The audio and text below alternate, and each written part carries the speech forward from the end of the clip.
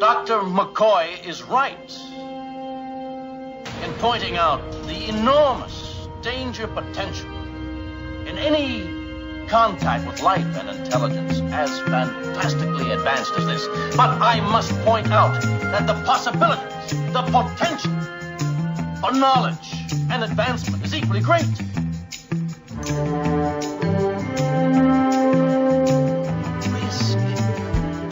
Risk is our business. This is Plausibly Live. A couple of days ago, got into a discussion about Star Trek.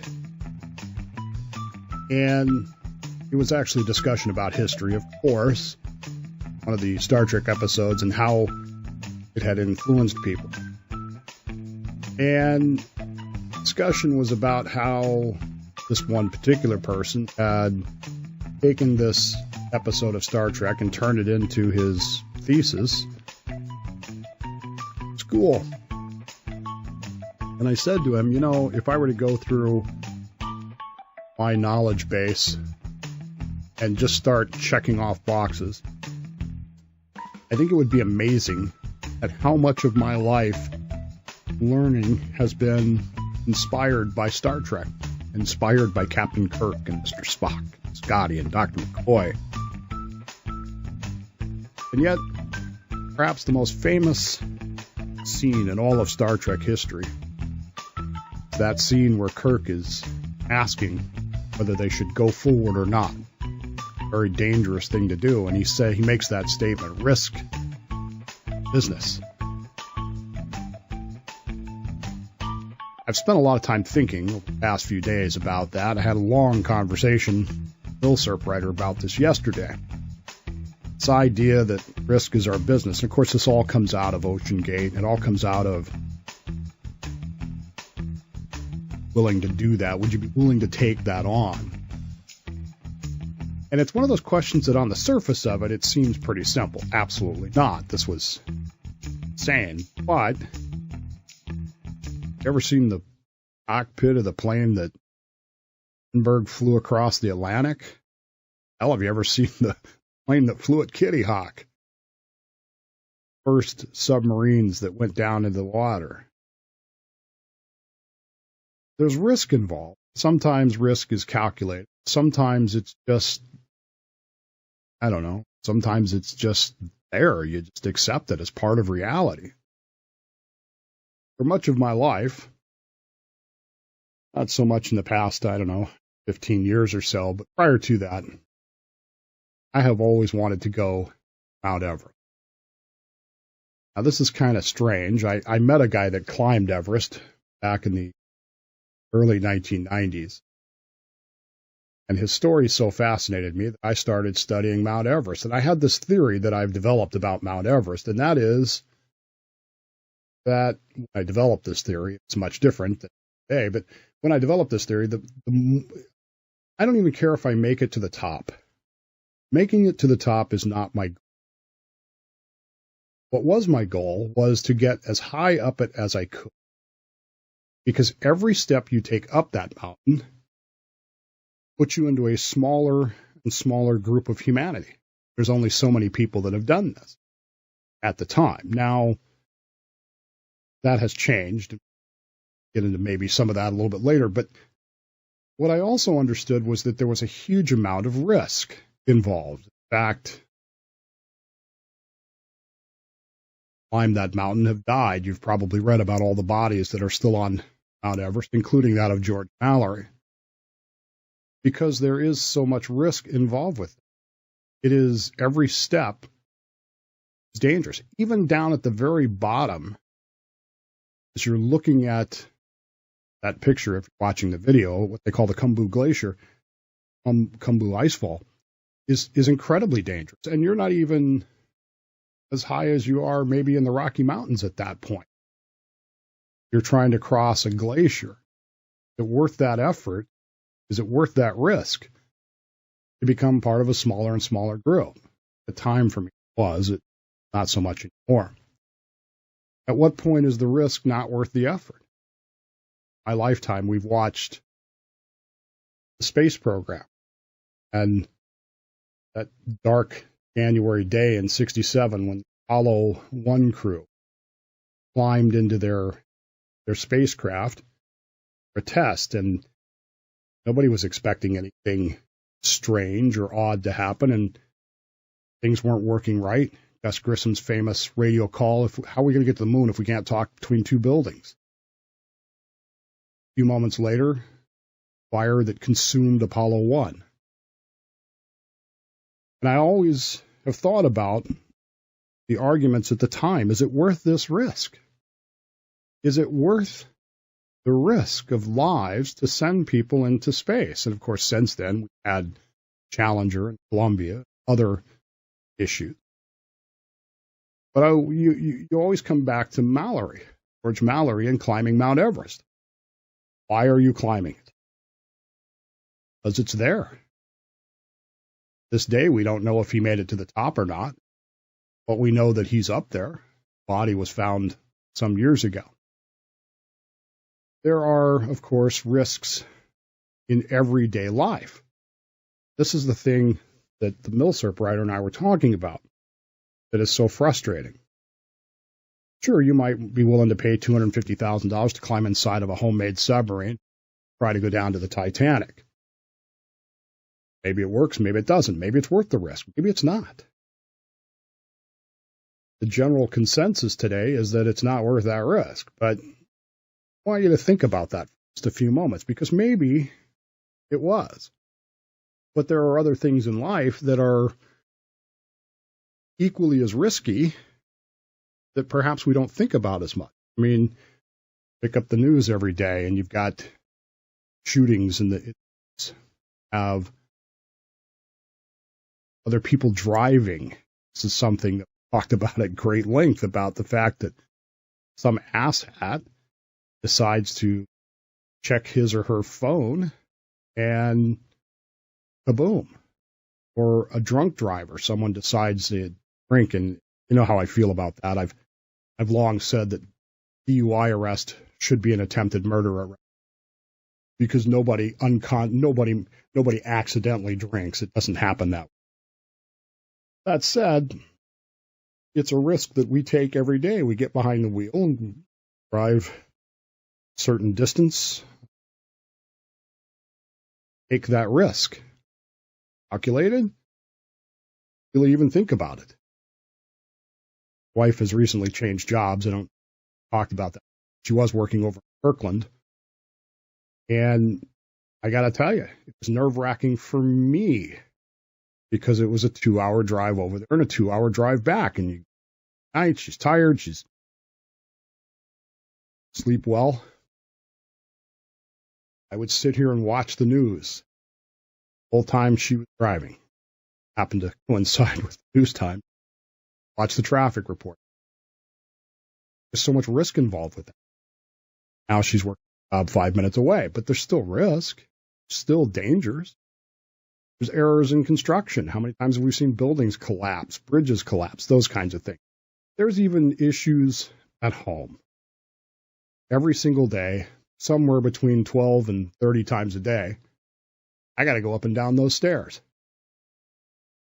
Let me tell you something that you don't know. I have fallen 4 times on those stairs. At least one of those times I had to be hospitalized, taken to the every day. I have to go up and down those stairs. And let me assure you that I never go down those stairs lightly. I never take those stairs granted. I always think about what I'm doing. Believe me, at least one hand is on one of those rails every time I go up and down those stairs, because 4 falls has been bad enough. I don't need a 5th. I don't need it to be something even worse than that. So when we start talking about the unnecessary risks in life, how many of those risks are simply because of pride? Titanic is there. Do we take the George Mallory approach of why do you want to go there? It's there. There is a part of me that says, sure, I'd like to go down there and see that. But there's also a part of me that says there is a huge database of photographs. In fact, they've just released this in the last couple of weeks now, this high-resolution model made from all these. It's like you're there. Should I be sad for billionaires who paid a lot of money? What was essentially a joyride? They weren't exploring anything. They weren't doing something that no one has ever done before.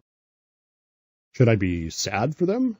Or, it's what I want you to consider, was it an adventure for them? What if the reason that they allowed themselves to be put inside that submersible, taken to the bottom of the ocean, was to overcome their own fear? Now stay with me here for just a moment. Way back, 1986, I think it was, a friend of mine came to me on the boat and said, Dave, got a great deal for us. $75. We can go skydiving. I'm not a huge fan of heights. It's not the heights that bother me. Usually once I'm up there, I'm okay. Getting there is a problem. But I am terrified of falling. My stairs should indicate to you. Falling is something, well, even the falling is not as bad as the landing. Skydiving to me seems like crazy. In fact, I have a great uncle who was in part of the 504th Parachute Regiment, World War II, always known as Wild Bill. Really understood why until I started reading about the 504th and their adventures and how he got his nickname, those sorts of things. At any rate, skydiving just doesn't seem that crazy, intelligent to me. What's the old joke? Why are you jumping out of a perfectly good airplane? What? I thought, I can overcome my own fears. Paid my $75 and I went. And while we were there, they start with this ground school, like 45-minute class before they pack you up in an airplane and take you up. One of the things they do is they put a waiver in front of you. And the guy stands up there and he says, and this is seared into my memory, he says, negligence is defined as failure to use due caution. He said, jumping out of an airplane is failure to use due caution. Therefore, if you die, you cannot sue us for negligence because you're the one that jumped out. I don't know if that's or not. I don't know. But I do know that I had a huge fear of that. But I also know that picture is not me, but I have the same picture somewhere on a slide that I did it.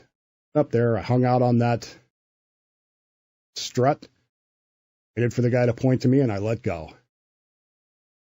I remember thinking to myself, split second before I let go, I'm going to live or I'm going to die. Let go.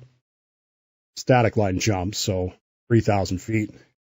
It's exhilarating, exciting, adrenaline rush, completely screwed up the landing.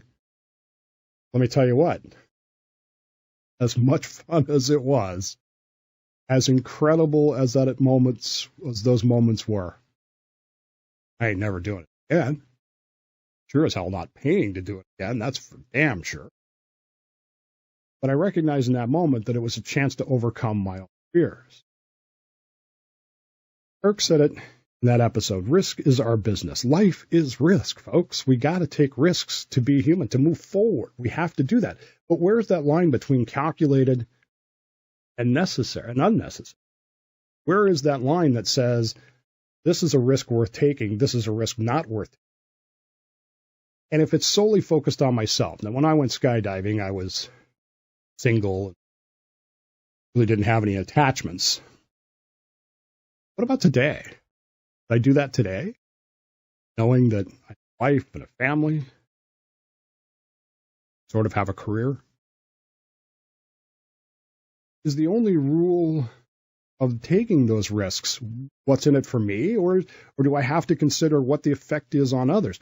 Did anybody on that submarine say to themselves, things go wrong, What happens to my company? Stockton Rush think to himself, Ocean Gate, something goes wrong here. Ocean Gate is going to get, it's gone. Did that billionaire guy think, what depends on me being here and making proper plans? The only rule, what I want, comes to accepting risk, or is there an element of I need to take into account what other people want? And this is kind of where Millsarp Writer and I we're going with this. Be willing to put your family through the aftermath of failure. We've watched the Ocean Gate family of the billionaire's stepson, as if, swear to God, guy is in an argument with Cardi B about all this stuff. You couldn't make these headlines. Couldn't do it. But are you willing to put your family through those things? Is it selfishness? If I'm willing to take these risks, it could cost my life. Is it selfish of me? Or is it love to accept it in another? I accepted that my wife wanted to drive to Kirkland every day. I wasn't comfortable with it, but I did it. I think one of the most remarkable things I've seen the past few years, William Shatner, Captain Kirk, strapped himself into a Blue Origin rocket space, watching the video. That is still my favorite photo, that entire thing. James T. Kirk, Shatner, looking out the window. Space. Was it a risk? Absolutely. Was it dangerous? Based on the performance of that rocket, I would say, was it worth it? Yeah, I have to say it was. Sheryl Sandberg, someone that most conservatives would never think about quoting, once said this: if you're offered a seat on a rocket ship, don't ask what seat. Just get on. It's a debate that I don't think has any kind of end. I don't know that there's any way to say to somebody definitively, do this, don't do that. There are always risks. There are always dangers. Whether you're getting into a homemade submersible built by somebody who cut corners and didn't want to hire 50-year-old white guys who sail submarines and know what they're doing, or whether you're going down the stairs, whether you're getting in your car, whether you're sending your kid to school. There are always risks. Without those risks, without taking those risks, our lives are boring. They are that people never advance. I don't know the answer. I don't know what the answer is. I don't know if the answer is to just throw caution to the wind and take every risk there is. I don't think that's it. But you have to take some risks. Otherwise, you never let go of that airplane strut. You know what the real kicker of that whole thing is? You can't land that plane with you hanging onto that strut. You either got to let go or they got to kick you off. I don't know the answer, folks. But I know that a lot of these decisions are hard to make. A lot of these decisions are individual in nature. I don't know what motivated those 4 people to get on that submarine. I know what motivated one of them. I don't know what motivated the other. Maybe it was the sense of adventure. Maybe it was the sense of overcoming their own fear. Maybe they didn't think about it at all. Maybe they didn't even think it was a risk. But maybe they didn't. In any case, never going to forget them, are we? Maybe at the end of the day, that's what we really crave as human beings, is remembered. George Mallory.